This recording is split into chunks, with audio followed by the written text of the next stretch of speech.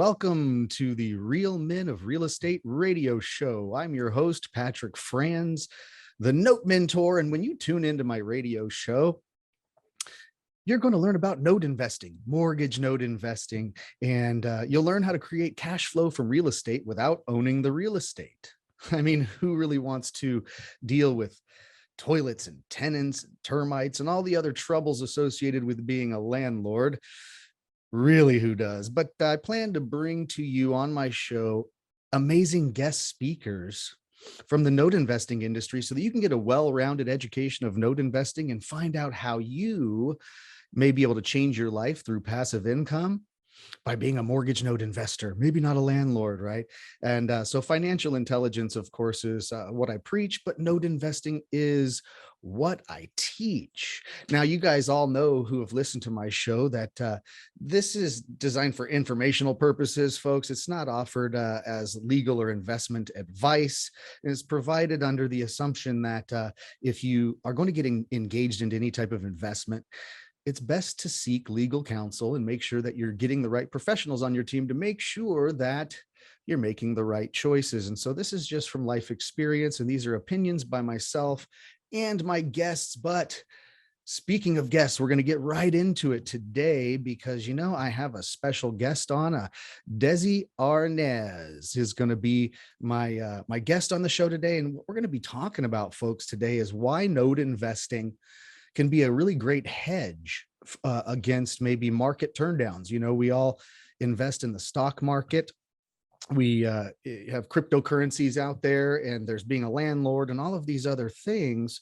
And maybe note investing can be a hedge, especially maybe against a market turndown, like we may see coming up shortly. But Desi's extensive background and his wisdom are always awesome to listen to. So you're going to want to go ahead and stay tuned in to the show today here on KCAA. And I'm going to bring in Desi, and we're going to talk about why note investing and why note investing is such a neat thing.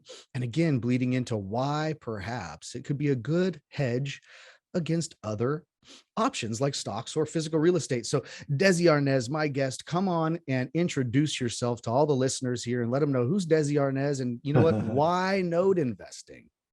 Hello, Patrick. It's great to be here. Thank you so much for having me on today. I do appreciate it. And well, you know, we're talking about one of my favorite topics. So when you invited me, I was like, yes, I'll do it. Well, I'll do it. So let's get the word out to these people about note investing.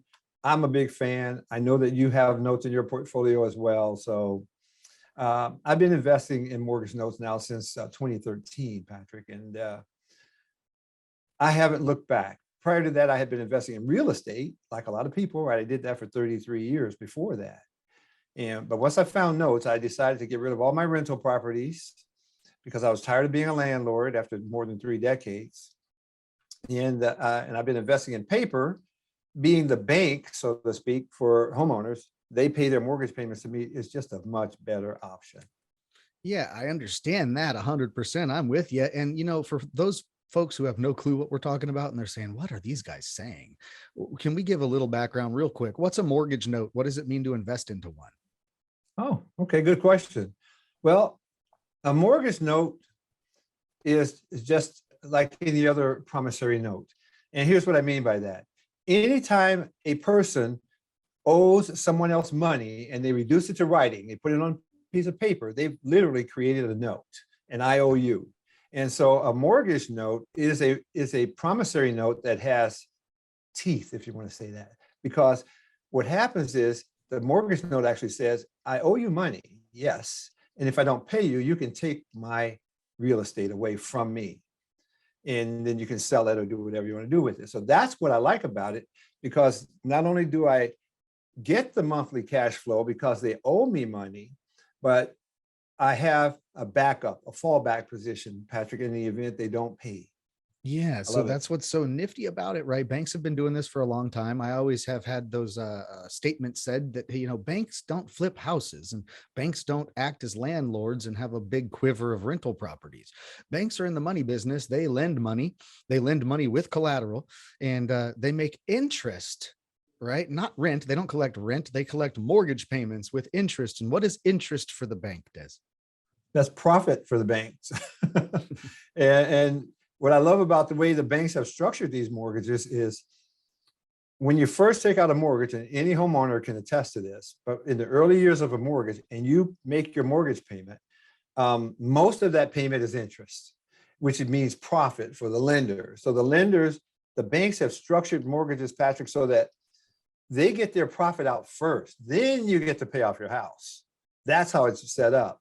And so when I step into the bank's shoes, when I buy one of these mortgages from a bank, then I literally have the same setup that they had, which is really cool. Helps me So out a you're lot. telling me you can collect monthly cash flow from a piece of real estate without owning the real estate? Yes. And most of the cash flow that you get is going to be pure profit for you, because that's how the system was set up, not by me, but by the banks. They're the ones who set up the whole mortgage system. We're just benefiting from it as lenders, as mortgage note investors, I'm sorry. Yeah, absolutely. We literally step into the shoes of the bank. We take the place of the bank and we collect mortgage payments from a homeowner, not rent from a renter. And it's a really neat thing. And, a lot of folks are kind of worried about the markets right now. And for good reason. We know that we've been propped up in the stock market and real estate market at a pretty good ratio here for especially the last couple of years. And whenever anything overinflates, it either pops or it at least deflates back down to normal. It's normal, Yeah. right, for that to happen. And so we understand that the stock market is kind of volatile right now. It's up, it's down, it's up, it's down. And we don't know when the big crash will happen, but it's always inevitable. And same with real estate. There's always reasons for it to come back down and equalize. And so there could be danger in both of those scenarios for some investors. When the stock market crashes, people can lose. When the real estate market crashes, people can lose.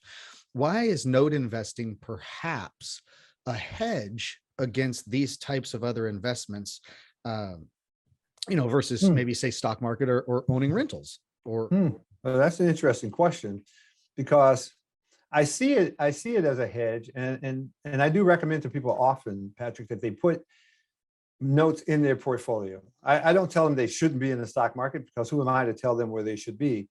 But I do recommend that they seriously consider putting notes into their portfolio, because when you have a mortgage note in your portfolio, you understand that people still need to have a roof over their head, right? So most people, even when the market crashes, most people still pay their mortgage payment, don't they? Yeah. Overwhelming majority. And so you're not really hurt by that. Now, the fact that you have the real estate as collateral might make you feel a little bit uncomfortable, because maybe the value of the real estate has gone down. But at the end of the day, what I've experienced in the last 9 years as a note investor, I rarely have to go into foreclosure. Most of the time, people pay their mortgage payments. And so it makes a good hedge in that sense. And we can get into it if you'd like, but basically, even if you had to take the property back, you're going to be in great shape. And we're going to get into that. We're going to get into that here a little bit further on down the road in the show and discuss what happens when you're a note investor and what options you have and why it's such a neat and attractive investment vehicle. But, the stocks, we don't tell people not to go to stocks. We're not steering people away from stock market. Many multimillionaires and billionaires made in the stock market. I'm not steering you away. But there's one thing about the stock market is that you're not in control of the investment, right, Des? Right. Yeah. You control nothing. You control nothing, Yeah. right? And then stocks, I know that there's things called dividend stocks, and there's other ways that you can actually get some sort of cash flow by investing into a stock. It's not the norm. Most people just look at their stock account on the computer each day and hope that it's going up and not down. But these notes come with monthly cash flow. Again, it's like collecting rent. It's like you're collecting cash flow from real estate, but you don't have the headaches or the liabilities involved in being a landlord. So if someone trips and falls on the property, if the roof leaks, if the toilet breaks, if those things happen, they don't call you, right, Des? Right. Yeah, it's not your property any more than you would call your bank, Patrick, if your roof started to leak or whatever. And so I love that part of it as a note investor. It's one of the things that attracted me, because I had been having lots of calls over the last, prior to notes, 33 years prior to notes. I I can't even tell you how many calls I've had from people with problems that I had to address. But I like notes because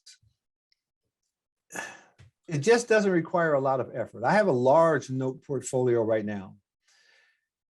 And my note portfolio gives me two things that I never had when I had a large, well, I didn't have a large real estate portfolio. I had 22 properties, 29 doors. So, you know, I mean, that's not great, but it wasn't terrible. That's what I had at once.